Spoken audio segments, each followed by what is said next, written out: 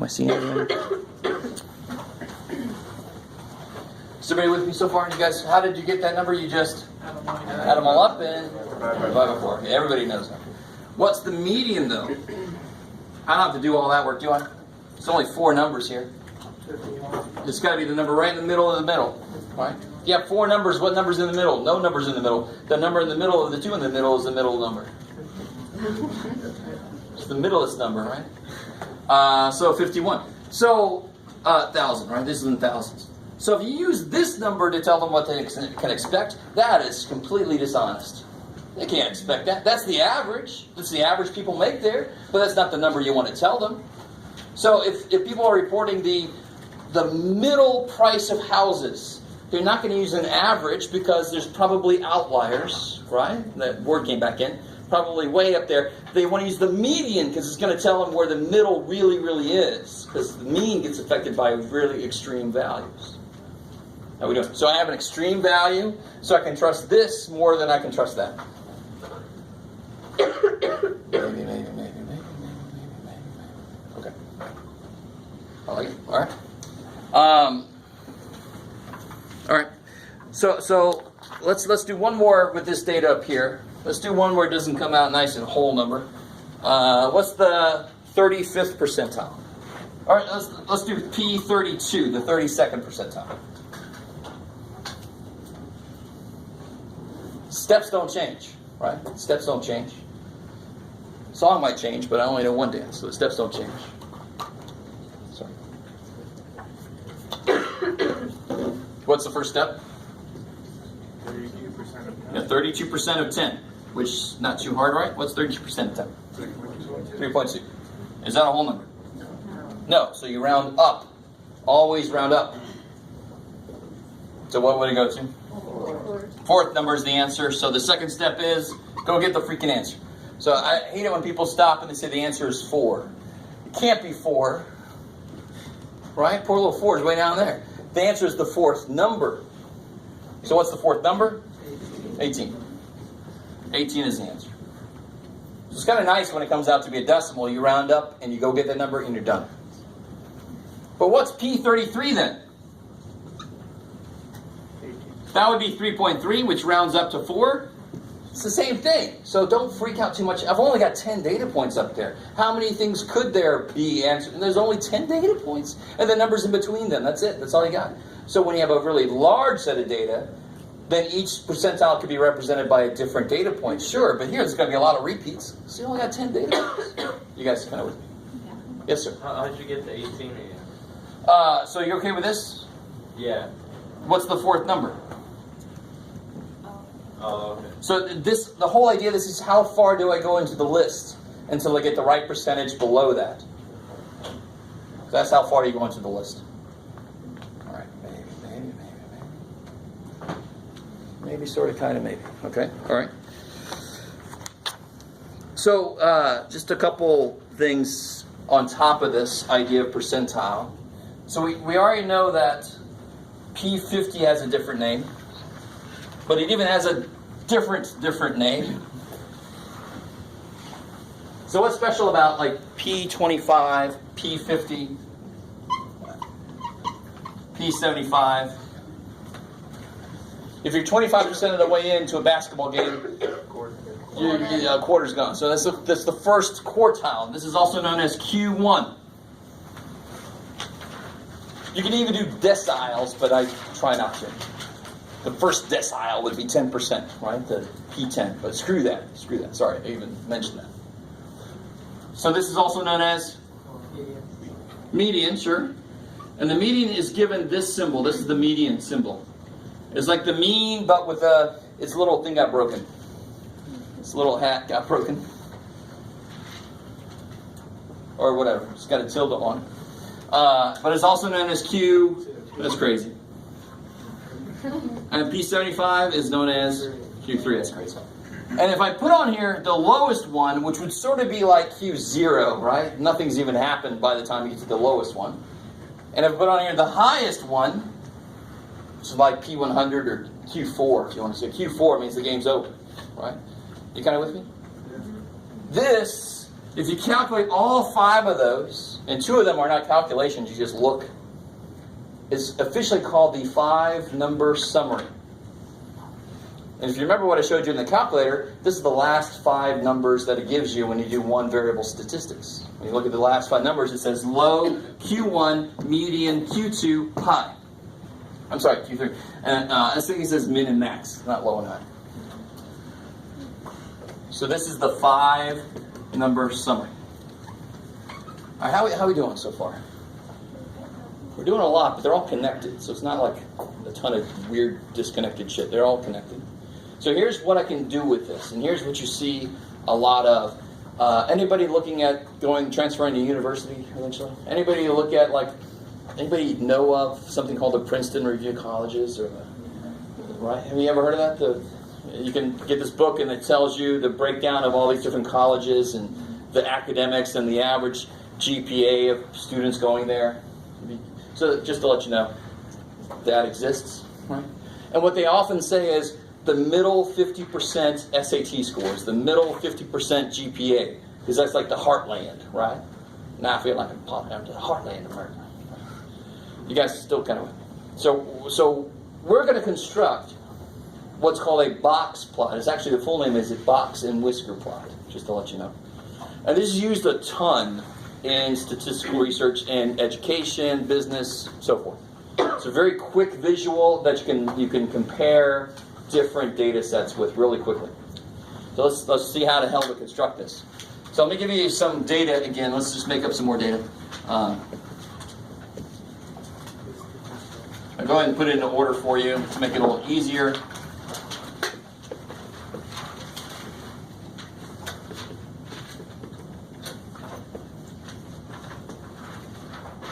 Sure. 1, 2, 3, 4, 9, 10, 11, 12, 13. Let's do 14.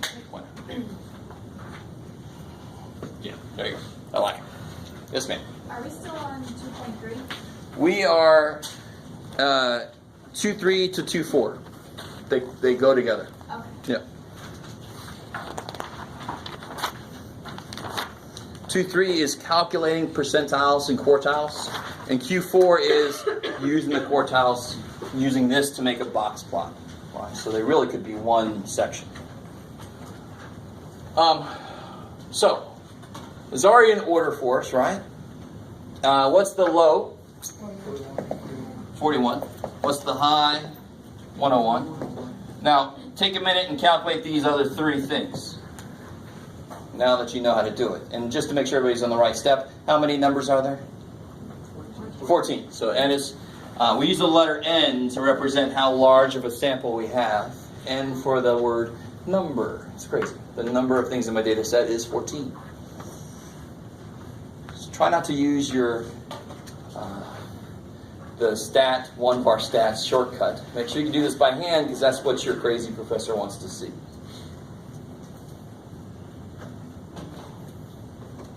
So everybody understand what you're doing. Some of you guys are just sitting there and looking at me. I want you to calculate each of these for that list of data. All right, there we go. We got more people going. Good.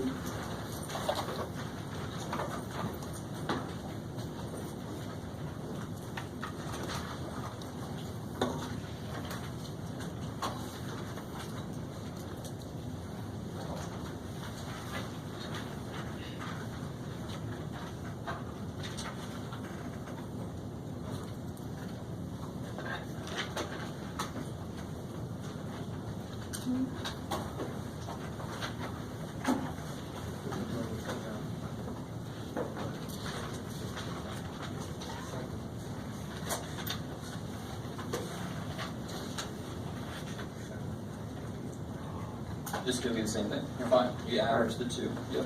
And it just happens to be the same. That's fine. Cool. So that would be P25. So you take 25% of 14. And then if it's a whole number, you average it with an X. If it's anything else, you round it up. Right? It's the same 2 steps we used before. So make sure everybody's on the right track. To do P25, the first step is what? 25% of 14, which I like it in, how do you put that in your calculator? It's 0.25 times 14. And what's that? 3.5. So what does that mean? Round it up and you take the fourth number. So step 2, the fourth number is 54. So P25 is, which is also known as Q1, is 54.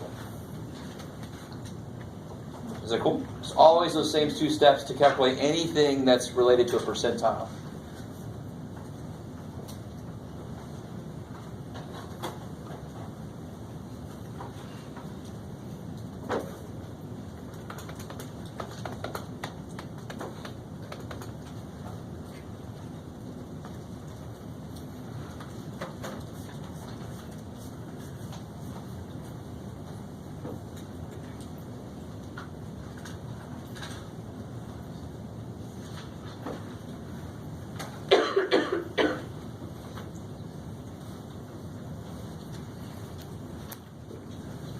That's all right. We made it pretty far. Yeah, okay. I get a little bit of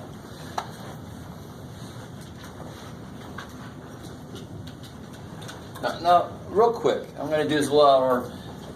See how P25 said go 4 in?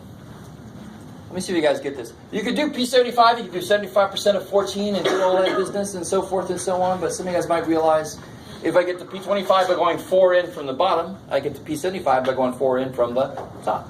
They have to be symmetric, don't they? Pretty weird. So 1, 2, 3, 4.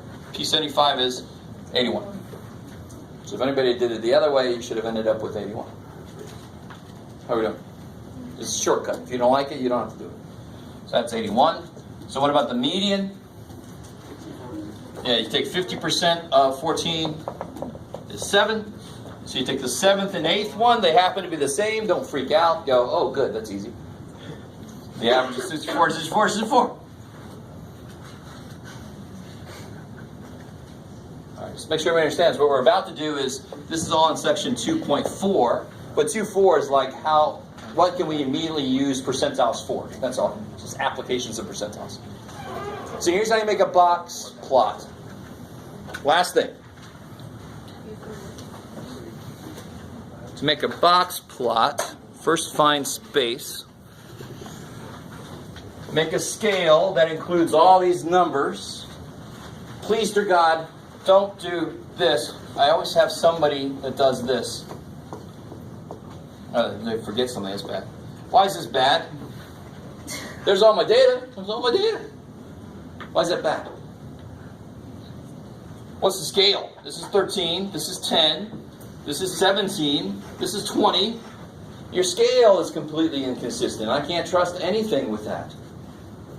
Do you guys understand? Your scale always has to be consistent when you're making an actual scale. So the scale just has to include these numbers. So maybe start at 40 and go up to 100, and then it's just going to be a little past 100, right? So I want to go from 40 up to 100, so maybe I'll go by 10s. 40, 50, 60, 70, 80, 90, 100. All right, how's that? So none of your scale numbers have to actually be data point numbers. The data just has to have a place to go in there. Okay, maybe. So now here's what's awesome about this. Put a line above each of these points. Like 41 is right here. Let me put a line. That's 41, right? Is that right above 40? Don't put a little dot like you do in algebra. It's not algebra anymore. It's a weird shit. And you thought algebra was weird shit. 54, where's 54? It's like a little bit before halfway in between there, so like about right there. Is that cool? And then 64, again, same kind of thing, a little bit before halfway there. And then 81 is a little bit past 80. Bam. And then 101 is a little past 100. Bam. And here comes your box and whiskers, right? The middle 3, box them up like that. Bam. And then your whiskers. Bam. So it's a quick visual of where your data seems to be clustering. Can anybody tell me what percent of the data is in here? No. This one was the 75th percentile. So the 75% below that one. And there's 25% because that's the 25th percentile there, right? So the 75% below that one and 25% below that one, how much is in the middle? That's the heartland, right? There's your 50% right there in the heartland. I'm sorry, 50%. So that's how they calculate very quickly, the middle 50%. And then you're like your outliers are outside of there. And they're not really outliers, but just the further outs. Yes? So it won't necessarily always be 3 in the box. It'll just be equal to 50%? I'm kind of confused on that part a little bit. When you create any box and whisker you make, so if somebody else came along and made, and let's say this is grades in one class on a test, and somebody else did a different class, and it came out looking like this, which class did better? The top one. Which class had more variation in their grades? The top one. I like it. Right? So it's a really quick visual, really quick way to compare two different things. So to compare two different schools, if this is the SATs that the people allowed in, this one had a larger range, but this one allowed more with lower SATs. You kind of see how you can compare them very quickly that way. I don't know if any of that answered your question, because I wasn't really sure about your question. Kind of. I think once I do one of these problems, then it'll make more sense. Yes. when I do it. I'm just wondering how much it's going to change, I guess, like with different numbers. The way to calculate these numbers is always the same, and whatever they come out to be, you create the picture based on that. Yeah. Yes, sir. What would a box plot represent if there was no actual box? It was just a line.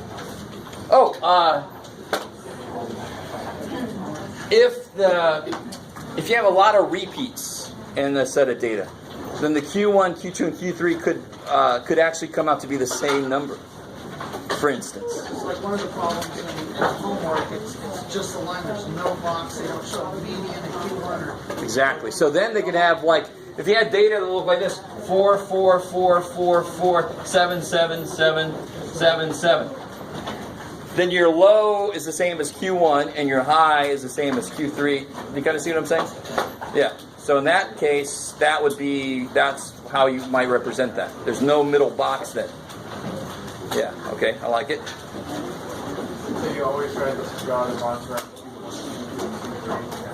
It's always done like that. So it's always the middle 50. Yeah. All right. That's plenty. So we got up through 2-4 today. Don't forget quiz first thing on Thursday. Yes.